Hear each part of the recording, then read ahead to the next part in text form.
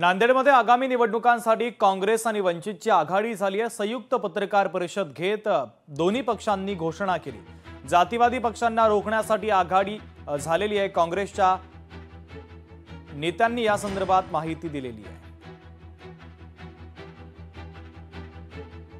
नांदेड जिल्ह्यामध्ये जे होऊ घातलेल्या निवडणुका आहेत त्यामध्ये दोन्ही पक्षाच्या वतीने आघाडी करून या ठिकाणी लढवण्याचा निर्णय आम्ही घेतलेला आहे। त्याचबरोबर आमची जे महाविकास आघाडीचे घटक पक्ष आहेत तेही आमच्या सोबत या ठिकाणी राहतील आणि विश्वास आहे की नांदेड जिल्ह्यामध्ये जातीवादी पक्षांना रोखण्यासाठी वंचित बहुजन आणि सर्व सेक्युलर विचारसरणीची लोक एका जागी आली पाहिजे आणि एक चांगला निर्णय वंचित बहुजन आघाडीकडून या ठिकाणी आला।